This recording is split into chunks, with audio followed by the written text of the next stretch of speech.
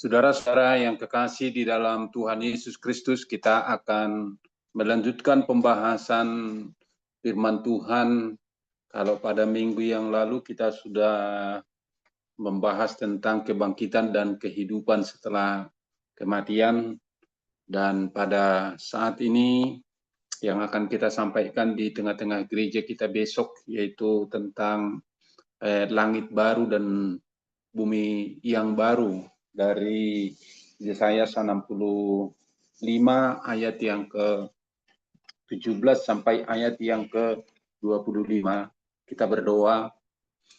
Bapa kami dalam Tuhan Yesus Kristus, terpuji, termulialah Engkau ya Bapa. Kami mau melanjutkan pendalaman akan kebenaran firman-Mu. Kami yakin Roh Kudus Tuhan bekerja di dalam kehidupan kami, sehingga firman ini Bapa menjadi firman yang hidup yang akan ditaburkan besok di tengah-tengah gereja Tuhan. Bapa di sorga, biarlah dalam pendalaman kebenaran firman ini Roh Kudus Tuhan bekerja di dalam kehidupan kami masing-masing, dan kami dipenuhi oleh Roh-Mu yang kudus, sehingga kami Tuhan dapat memahami akan arti lebih dalam dari kebenaran firman-Mu yang akan kami renungkan ini. Terpuji, termulialah Engkau. Dalam nama Tuhan Yesus Kristus kami berdoa dan mengucap syukur. Amin. Saudara-saudari, saya akan membaca firman Tuhan yang akan kita khotbahkan di tengah-tengah gereja kita besok dari Yesaya 65 ayat yang ke-17 sampai ayat yang ke-25. Dikatakan seperti ini, langit dan bumi yang baru. Sesungguhnya aku menciptakan langit yang baru dan bumi yang baru. Hal-hal yang dahulu tidak akan diingat lagi dan tidak akan timbul lagi dalam hati. Namun bergirang dan bersorak-soraklah untuk selama-lamanya atas apa yang kuciptakan. Sebab sesungguhnya aku menciptakan Yerusalem penuh sorak-sorai dan penduduknya penuh kegirangan. Aku akan bersorak-sorai karena Yerusalem dan bergirang karena umatku di dalamnya. Tidak akan kedengaran lagi suara tangisan ataupun suara erangan. Di situ tidak akan ada lagi bayi yang hanya hidup beberapa hari atau orang tua yang tidak mencapai umur suntuk. Sebab siapa yang mati pada umur 100 tahun masih akan dianggap muda, dan siapa yang tidak mencapai umur 100 tahun akan dianggap kena kutuk. Mereka akan mendirikan rumah-rumah dan mendiaminya pula.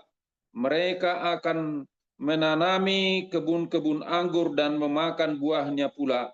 Mereka tidak akan mendirikan sesuatu supaya orang lain mendiaminya, dan mereka tidak akan menanam sesuatu supaya orang lain memakan buahnya.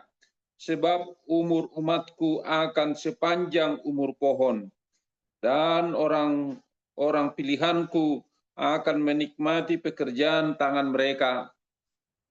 Mereka tidak akan sia-sia bersusah payah. Aku melahirkan anak yang akan mati mendadak. Sebab mereka itu keturunan orang-orang yang diberkati Tuhan, dan anak cucu mereka beserta mereka. Sebelum mereka berseru, aku sudah menjawab. Ketika mereka masih berbicara, aku sudah mendengarkan. Serigala dan anak domba akan makan rumput bersama-sama, singa akan makan jerami seperti lembu, dan ular akan hidup dari debu. Tidak ada yang berbuat jahat atau berlaku buruk di seluruh gunungku yang kudus, firman Tuhan. Saudara-saudara, firman Tuhan ini bisa kita lihat bahwasannya Yesaya sini ada 66 pasal yang dibagi dari 3 bahagian, yaitu yang pertama Proto Yesaya pasal 1 sampai pasal yang ke-39, lalu Deutero Yesaya yang yaitu pasal 40 sampai pasal yang ke-55, lalu pasal 56 sampai 66 adalah Trito Yesaya. Jadi kita saat ini membahas di bagian Trito Jesayas. Jadi kalau kita lihat juga saudara-saudari, Jesayas ini ketika di Proto berupaya untuk mengingatkan bangsa Israel itu untuk bisa kembali sepenuhnya, seutuhnya kepada Tuhan begitu. Lalu Deutro Jesayas itu ketika mereka sudah di dalam pembuangan dan di dalam pembuangan itu mereka sampai mengeluh, apakah Tuhan masih menunjukkan kasih setianya kepada kita di tengah-tengah pembuangan ini? Ini semuanya oleh karena perilaku kita yang tidak mau mendengarkan firman Tuhan. Lalu saudara-saudari, pasal 56 sampai 66 itu adalah proses setelah pembuangan, yaitu bangsa Israel yang berangsur-angsur kembali dari Babilonia ke kampung halamannya yang terutama adalah Yerusalem. Saudara-saudara, melalui firman Tuhan pada saat ini, Yesaya 65 ayat 17 sampai ayat yang ke-25 ini adalah berada di dalam Trito Yesaya bagaimana mereka kembali dari pembuangan Babilonia yang sudah mereka jalani kurang lebih 70 tahun. Jadi ini menunjukkan langit dan bumi yang baru bagi mereka, menjadi sesuatu harapan yang baru setelah mereka keluar dari pembuangan. Ini juga dikutip dalam Wahyu 21 ayat 1 sampai 9. Jadi dikutip lagi langit baru dan bumi baru ini di waktu itu bahwasanya orang-orang Israel berada di tengah-tengah penyiksaan oleh Kaisar Nero, dan firman Tuhan ini diangkat kembali dan diperbaharui kembali dan bahkan dipertajam kembali begitu. Artinya di tengah-tengah penderitaan mereka itu akan ada langit dan bumi yang baru, penderitaan mereka itu akan berlalu. Demikian juga dengan orang Israel pada masa itu ketika kembali dari pembuangan, akan ada langit dan bumi yang baru.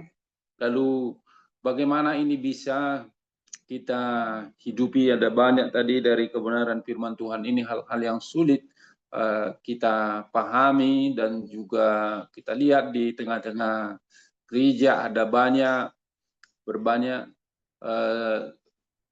berbagai penafsiran, tapi yang mana yang harus kita ikutkan? Ya, saya berbeda dalam berteologi. Teologi itu ketika bisa terus didiskusikan itu adalah teologi yang hidup, tetapi ketika teologi itu tidak bisa lagi didiskusikan, itu menunjukkan teologi itu sudah mati gitu. Mari kita terus untuk bisa berdiskusi kebenaran firman Tuhan ini yang juga akan kita sampaikan di tengah-tengah gereja kita. Kami membuat temanya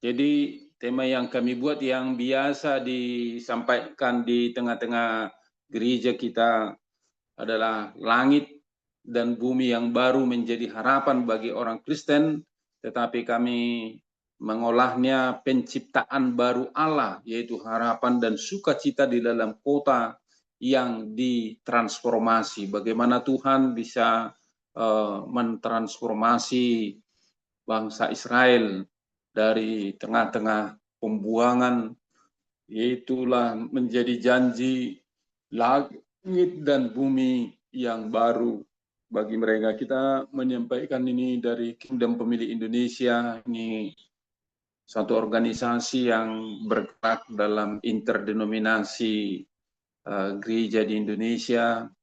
Ini ketuanya Ibu Referen Dr. Anita Gisela Lubis, dan juga sekjennya Pendeta Raffles Mendiangan, dan juga bagian koordinator seluruh Indonesia Pendeta Januari Menropa, dengan tujuan bahwasannya bagaimana Injil Tuhan itu, berita sukacita, kebenaran firman Tuhan itu bisa terus-menerus diterima di seluruh Indonesia ini dengan satu visinya menjadi rumah pemulihan bagi segala suku bangsa begitu. Jadi dalam rumah pemulihan itu diterapkan misi amanat agung, pergilah jadikanlah semua bangsa menjadi muridku. Jadi ini kita sampaikan dari Kingdom Pemilih Indonesia dengan harapan bahwasannya interdenominasi di tengah-tengah gereja-gereja yang ada di Indonesia ini bisa berkolaborasi, bisa bersinergi dalam rangka terus untuk mendorong umat Tuhan bisa mengalami pemulihan. Jadi di tema pada pagi ini yang akan disampaikan di tengah-tengah gereja Tuhan besok gitu, yang mengambil tema ataupun firman Tuhan dari Yesaya 65 ayat 17 sampai 25 ini penciptaan baru Allah. Jadi di dalamnya itu semuanya prosesnya adalah ciptaan baru gitu, harapan dan sukacita dalam kota yang ditransformasi.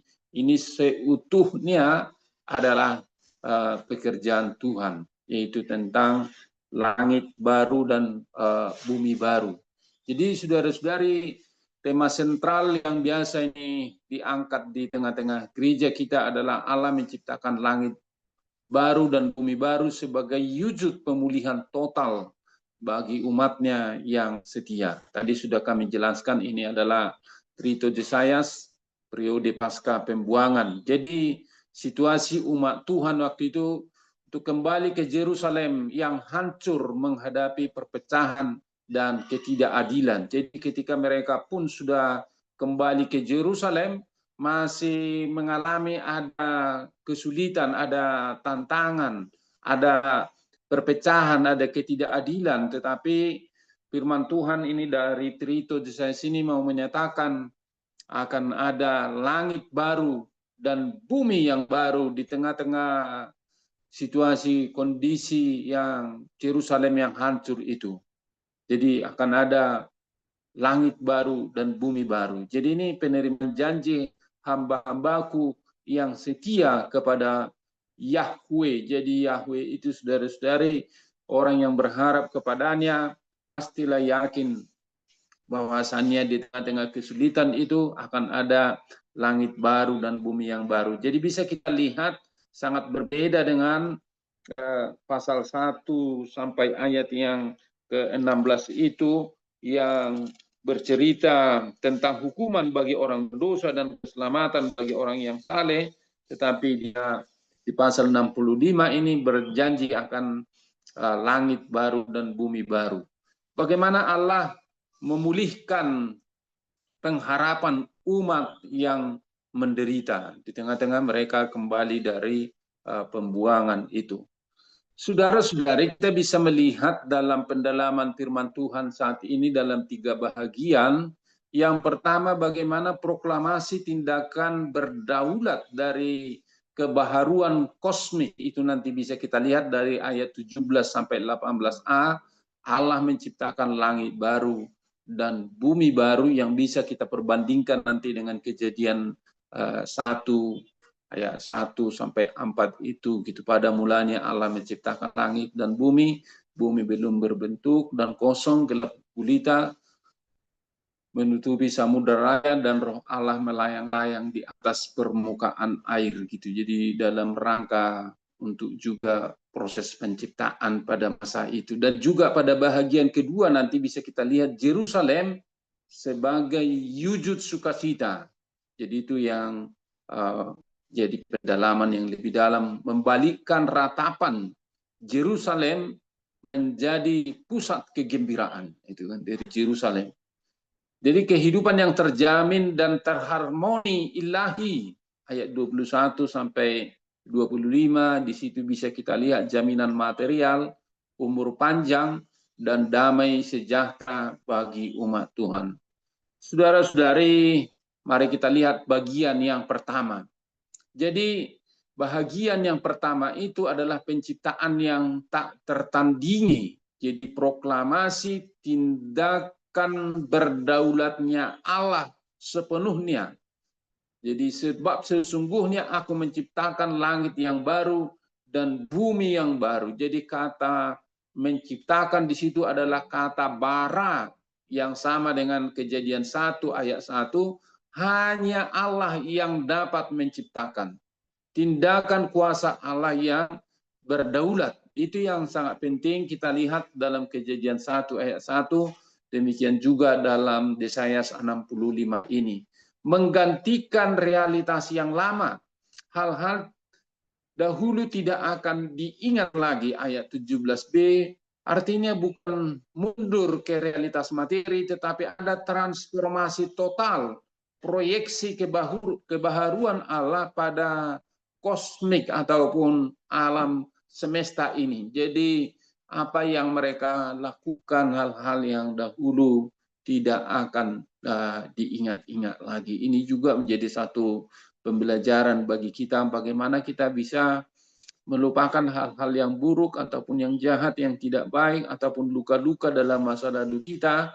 Hal-hal yang seperti itu sebetulnya ketika kita sudah mengalami pembaharuan itu tidak akan diingat-ingat lagi. Melupakan kesusahan lama, tidak akan timbul lagi dalam hati gitu.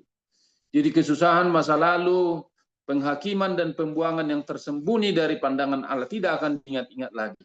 Tidak memiliki landasan keberadaan lagi di hadapannya. Jadi semuanya langit dan bumi baru itu betul-betul diperbaharui. Hanya Allah dan umatnya yang setia betul-betul ada di situ begitu.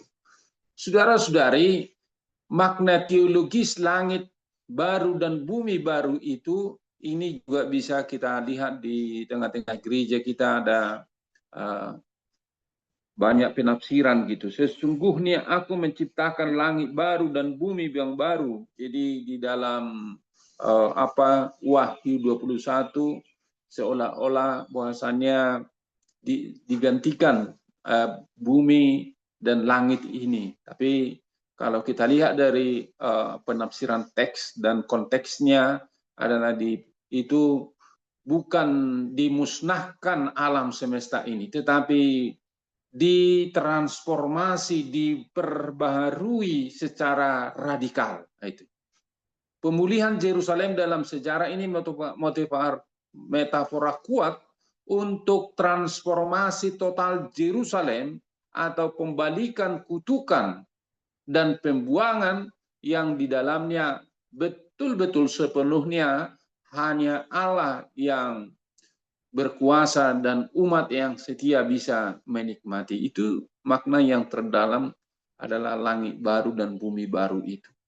Jadi saudara-saudari, ini dimensi eskatologisnya bisa kita lihat dalam Wahyu 21 ayat 1 sampai 4 itu, bahwasanya pemerintahan Kristus di bumi gitu. Ini berkat milenial ataupun dalam perjalanan pemerintahan 1000 tahun. Prinsip kebaharuan Allah dimulai dalam sejarah dan mencapai puncaknya dalam kekekalan. Itu prinsipnya selalu bagi kita. Kebaharuan yang dari Allah itu akan terus-menerus sampai kepada prinsip kekekalan. Saudara-saudari, kita masuk ke dalam bagian yang kedua. Yerusalem sebagai wujud sukacita, menjadi pusat sukacita saudara-saudari. Jadi bisa kita lihat tadi itu bahwasanya dalam ayat yang ke-18b sampai 19 itu Yerusalem menjadi satu wujud sukacita, pusat kegembiraan. Aku menciptakan Yerusalem sebagai kegirangan. Ini menjadi sesuatu perwujudan ciptaan baru, menjadi suatu kesukaan, menjadi satu kegembiraan gitu. Jadi di dalamnya betul-betul ada sukacita timbal balik. Aku bergirang karena Yerusalem, aku akan bersukacita karena umatku. Allah sendiri turut bekerja atas pemulihan umatnya itu. Jadi umat itu semakin taat. Penghapusan ratapan tidak akan terdengar lagi di dalamnya suara tangisan, suara keluhan sebagaimana yang dikatakan dalam ayat yang ke-19b. Di dalamnya tidak akan kedengaran lagi suara tangisan ataupun suara erangan. Jadi ada pembalikan total dari kesedihan menjadi sukacita. Tidak ada lagi penderitaan dan air mata di dalamnya. Saudara-saudari, bahwasannya dalam ayat yang ke-20 itu bisa kita lihat juga, saudara-saudari, bahwasannya umur yang panjang dan kehidupan yang baru. Jadi kehidupan yang diperpanjang, tidak akan ada lagi dini, tidak akan ada lagi di sana bayi yang umurnya hanya beberapa hari saja. Kematian sebelum waktunya tidak ada lagi. Jadi ada standar baru kedewasaan di situ. Siapa yang mati pada umur 100 tahun masih akan dianggap muda. Ini di dalam janji langit baru dan bumi baru itu. Usia 100 tahun masa puncak kehidupan ataupun prime of life, kehidupan yang bertahan lama.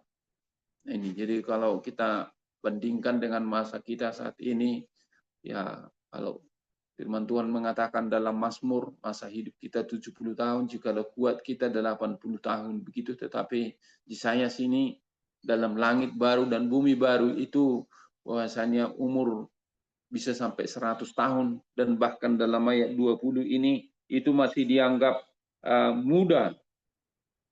Nah ini, ada siapa yang tidak mencapai umur 100 tahun akan dianggap kena kutuk. Jadi ada penafsiran yang pertama, gagal mencapai batas umur 100 tahun dianggap terkutuk. Lalu ada penafsiran yang kedua, orang berdosa akan dihakimi meskipun hidup lama gitu. Jadi dosa tidak akan ada lagi dalam tatanan baru itu. Jadi lebih banyak menerima para penafsir adalah yang kedua ini. Orang berdosa akan dihakimi meskipun hidup lama. Dosa tidak akan ada lagi dalam tatanan baru, yaitu di dalam langit baru dan bumi baru itu.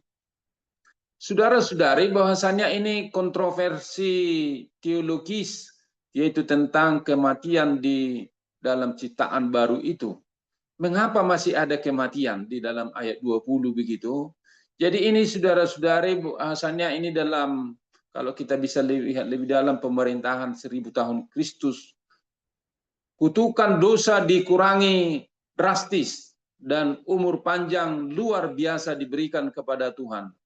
Belum sepenuhnya dihapuskan kematian, masih terjadi, ditunda hingga usia 100 tahun di langit baru dan bumi baru itu. Ini interpretasi metaforisnya.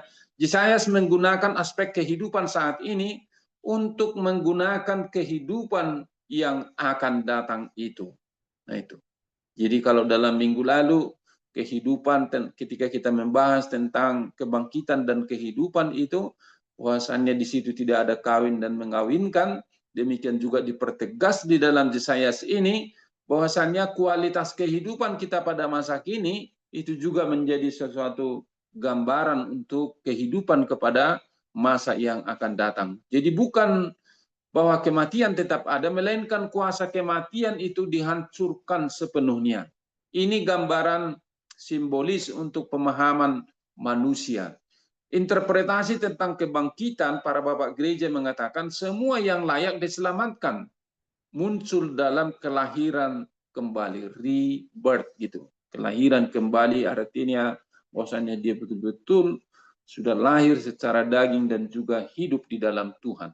Usianya 100 tahun ini menjadi satu simbol kedewasaan rohani. Jadi usia 100 tahun ini, ketika ini kita pelajari sebagai suatu simbol, maka ini kita pahami sebagai suatu kedewasaan rohani. Itu. Jadi tidak dilihat dari segi angka-angka ataupun hitungan-hitungan matematika, tapi ini kita pahami menjadi suatu simbol kedewasaan rohani kita. Itu bahagian yang kedua. Sekarang kita masuk ke dalam bahagian yang ketiga, yaitu jaminan material bagi anak-anak Tuhan. Kehidupan yang terjamin dan harmoni dengan Allah. Jadi bisa kita lihat saudara-saudari, bahwasanya jaminan materi dan keamanan ekonomi, mereka akan mendirikan rumah-rumah dan mendiaminya setelah mereka kembali ke Yerusalem. Mereka akan membuat kebun-kebun anggur dan memakannya, memakan buahnya gitu. Tidak ada lagi perampasan hasil kerja, karena kenapa? Di dalamnya sudah betul-betul manusia yang taat itu mengerjakan kebenaran, keadilan dengan benar gitu. Pembalikan kutukan, mereka tidak akan mendirikan rumah supaya orang lain mendiaminya, tapi mereka akan menikmati rumahnya. Jadi ini bisa kita lihat dari segi perekonomian, dari segi sosial dalam rumahnya, dari segi mereka menikmati tanam-tanaman. Jadi umur panjang dan berkat generasi, kembali lagi di ayat 22 ini disinggung tentang umur panjang. Umur umatku akan seperti umur pohon. Jadi umur pohon itu ya bisa sampai ratusan tahun sebetulnya gitu. Orang-orang pilihanku akan menikmati pekerjaan tangan mereka. Itu ayat 22D. Mereka tidak akan berjerih payah dengan percuma. Oleh karena kenapa? Relasinya yang sangat dalam dengan Tuhan. Tidak akan melahirkan anak-anak yang ditakdirkan untuk celaka sebagaimana ayat 23 itu gitu. Mereka tidak akan sia-sia bersusah payah atau melahirkan anak akan mati mendadak, sebab mereka itu keturunan orang-orang yang diberkati Tuhan, dan anak cucu mereka beserta mereka. Jadi ini saudara-saudari, umur panjang menjadi satu simbol berkat rohani yang diberkati kepada orang-orang yang percaya. Dan juga saudara-saudari, keturunan yang diberkati ayat 3. Jadi kata berkat di sini bisa dihubungkan dengan berkat yang dialami oleh Abraham, Ishak dan Yakub. Jadi saat orang-orang yang percaya itu ataupun yakin akan Allah itu, mereka menjadi keturunan Abraham, keturunan yang diberkati ketika kita beriman. Jadi ini bisa saudara-saudari generasi demi generasi menikmati berkat Allah itu gitu. Kontinuitas artinya keberlanjutan berkat dalam keluarga yang setia itu, sebagaimana yang dialami oleh Abraham dan juga keturunannya akan dialami juga oleh orang-orang yang setia di dalam hidup berpengharapan di langit baru dan bumi baru itu, di mana Allah yang sepenuhnya melakukan penciptaan. Anak-anak akan lahir dalam kemakmuran, bukan untuk bencana. Prinsipnya adalah ketaatan kepada Allah membawa berkat lintas generasi. Wah ini. Jadi ayat 23C ini mengingatkan kita akan berkat yang dialami oleh Abraham, yang dijanjikan bahwasannya keturunannya seperti bintang di langit dan juga pasir di tepi laut bagi orang-orang yang setia dan percaya kepadanya. Seperti itu dia, lintas generasi. Saudara-saudari, hubungan penuh kasih dengan Allah sebagaimana yang dikatakan dalam ayat yang ke-24 itu, komunikasi yang sempurna dengan Allah. Sebelum mereka memanggil, aku akan menjawab. Sementara mereka masih berbicara, aku sudah mendengar. Ini menunjukkan adanya tidak ada lagi jarak atau penghalang antara manusia dengan Allah di dalam langit dan bumi baru itu. Doa dijawab sebelum diucapkan.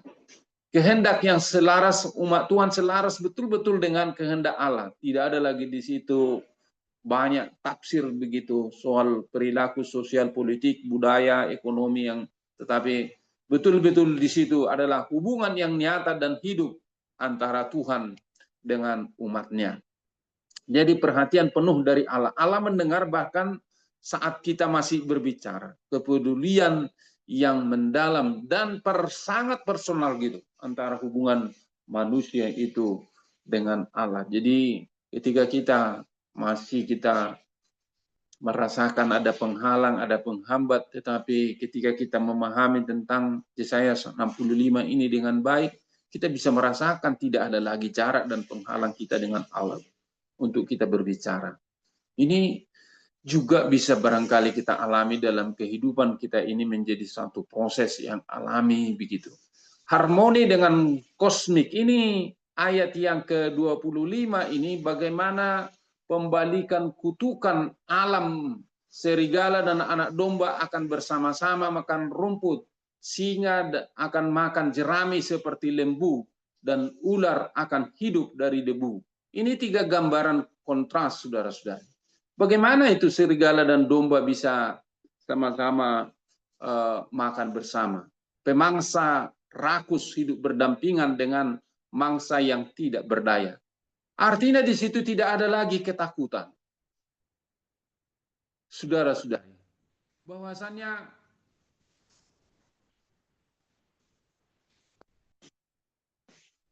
singa makan jerami, karnivora menjadi herbivora.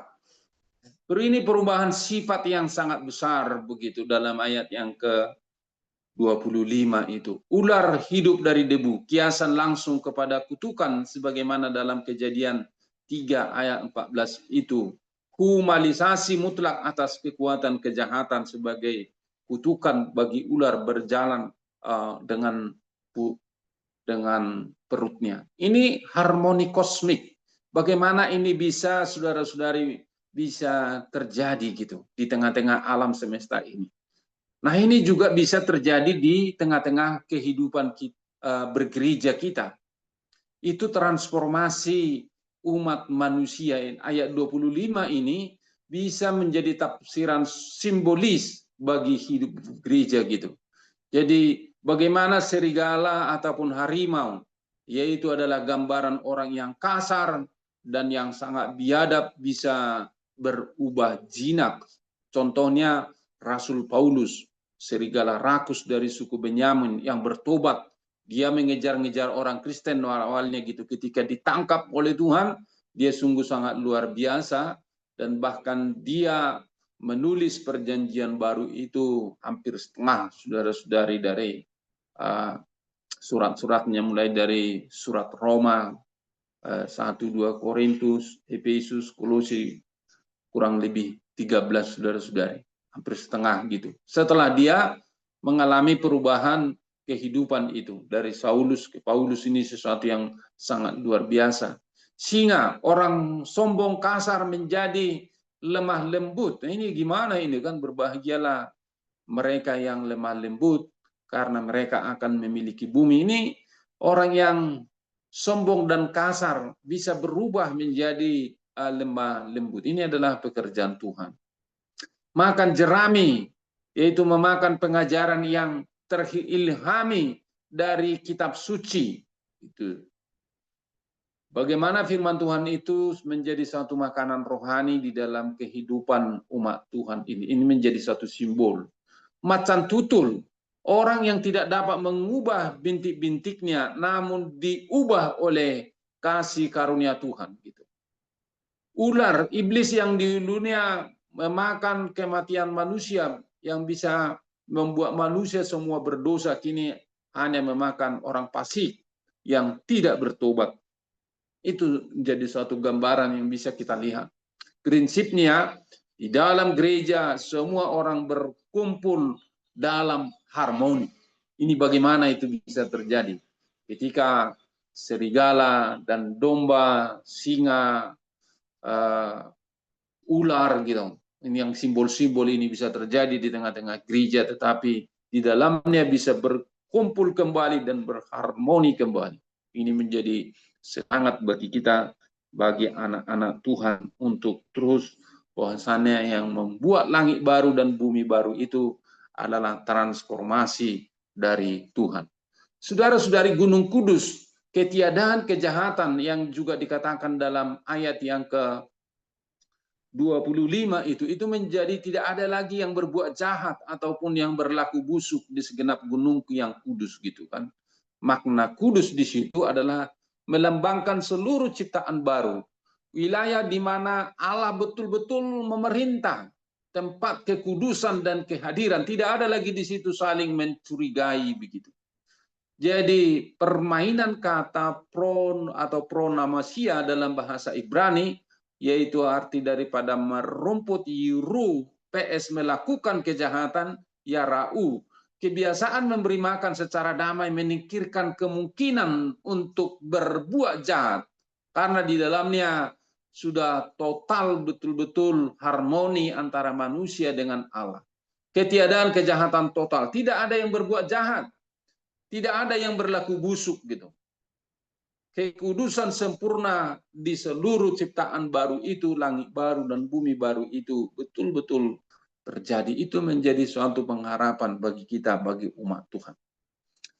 Saudara-saudari, apa yang bisa kita tangkap dari kebenaran firman Tuhan ini untuk bisa kita hidupi di dalam perjalanan kehidupan kita dalam bergereja, dalam kehidupan kita saat ini.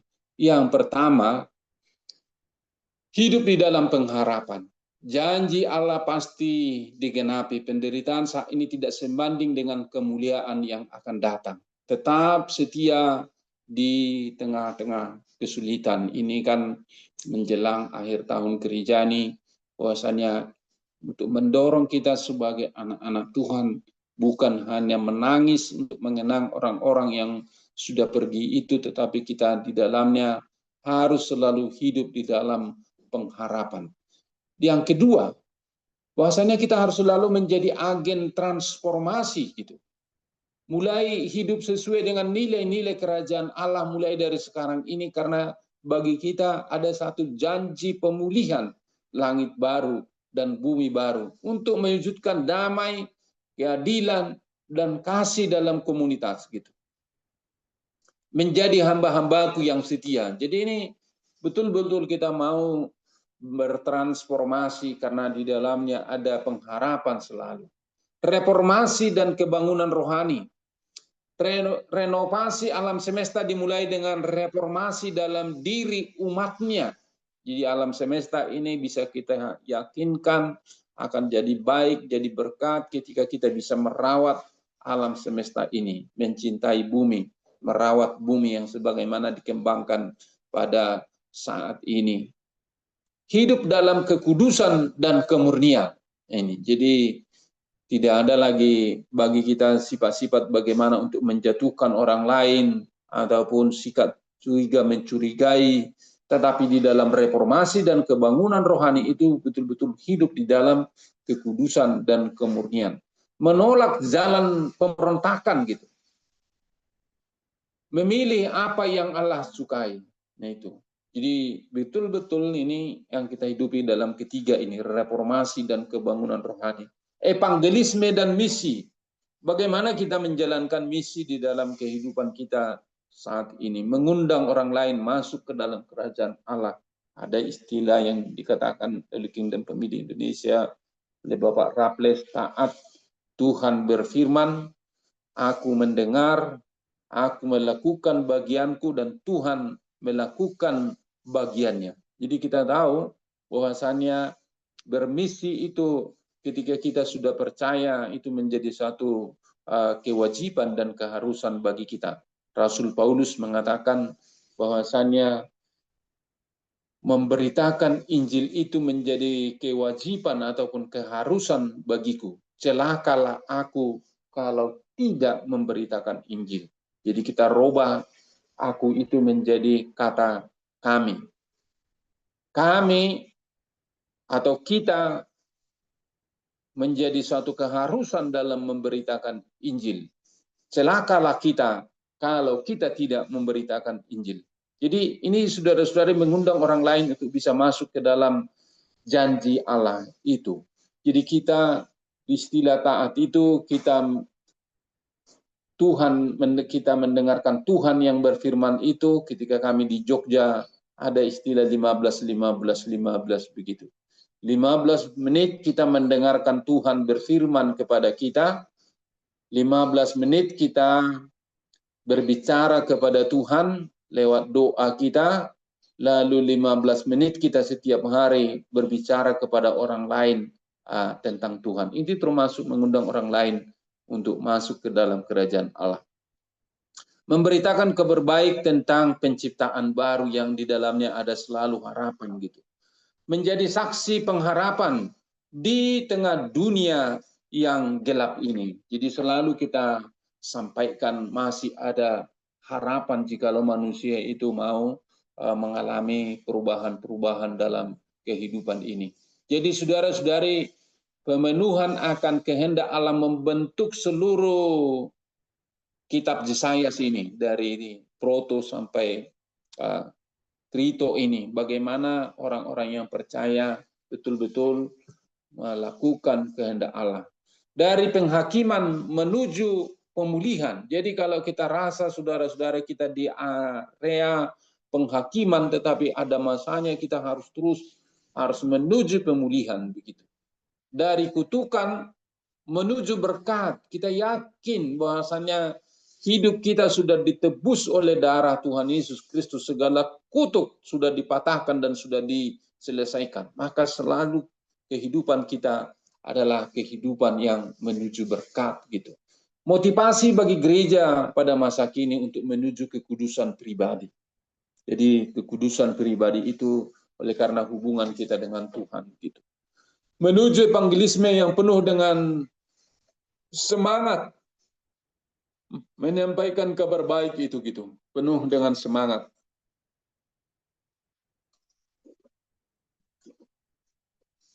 Menuju transformasi sosial di tengah-tengah masyarakat kita yang selalu kita menyampaikan pasti ada harapan. Allah yang memulai dan akan menyelesaikannya, itu sebagai orang yang berpengharapan. Janjinya tidak akan pernah gagal dalam kehidupan kita. Ciptaan baru adalah realitas yang akan datang. Sebab sesungguhnya aku menciptakan langit yang baru dan bumi yang baru.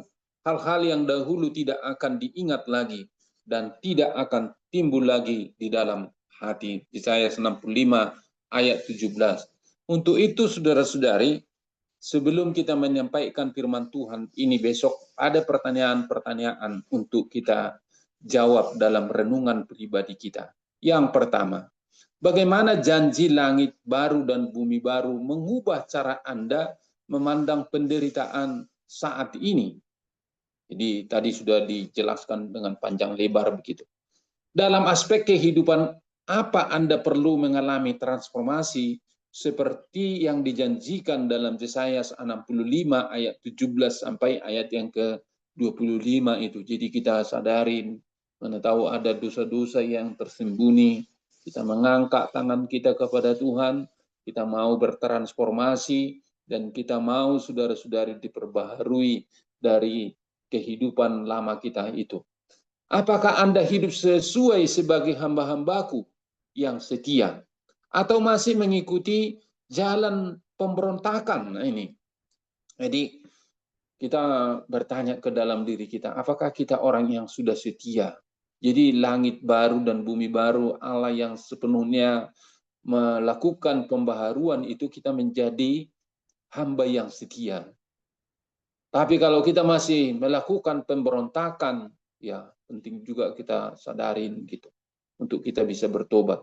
Bagaimana Anda dapat menjadi agen damai dan keadilan dalam komunitas Anda hari ini? Jadi kalau ada tadi bisa kita lihat dalam ayat yang ke-25 itu, serigala dan anak domba akan makan rumput bersama-sama, singa akan makan jerami seperti lembu, dan ular akan hidup dari debu. Tidak ada yang berbuat jahat atau berlaku busuk di seluruh gunungku yang kudus, firman Tuhan. Itu bisa terjadi saudara-saudari ketika kita terus menjadi agen damai dan keadilan dalam komunitas kita. Terakhir, apa langkah konkret yang akan Anda ambil untuk hidup sesuai dengan nilai-nilai kerajaan Allah, sebagaimana yang sudah kita dengarkan pada pagi hari ini. Ajakan untuk kita bisa bertindak, sebab sesungguhnya aku menciptakan langit baru dan bumi yang baru. Apa yang menjadi respon kita? Percaya kepada janji Allah pasti dikenapi. Hidup dalam kekudusan dan kemurnian. Kita mulai hari ini ketika kita selalu yakin akan pembaharuan dari Allah, itu akan ada langit baru dan bumi baru. Menjadi saksi pengharapan di tengah dunia yang gelap ini. Mengundang orang lain masuk ke dalam kerajaan Allah. Jadi tidak hanya di dalam kata-kata. Dalam zaman kita ini yang sangat dibutuhkan adalah keteladanan hidup ataupun non-verbal.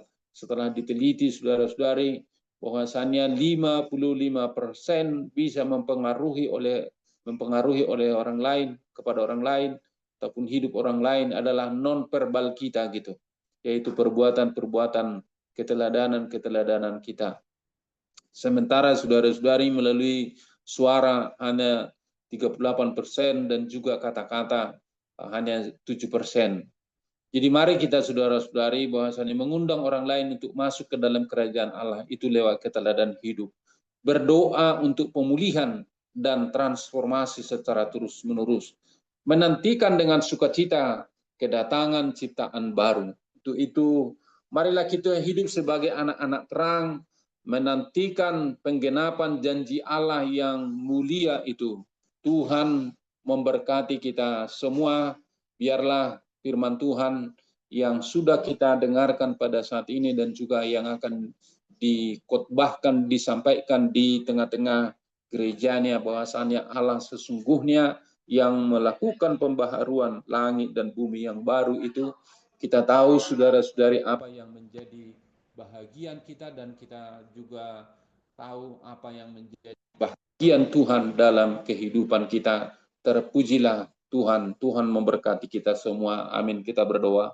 Bapa kami dalam Tuhan Yesus Kristus, hamba-Mu sudah menyampaikan firman-Mu yang sudah hamba persiapkan dalam beberapa hari ini, yang akan disampaikan di tengah-tengah gereja kami pada hari Minggu 16 November. Pada besok Tuhan, biarlah firman ini menjadi firman yang hidup, firman yang berkuasa untuk kami selalu punya semangat dalam hidup ini. Terpuji, termulialah Engkau Bapa. Dalam nama Tuhan Yesus kami berdoa dan mengucap syukur. Amin.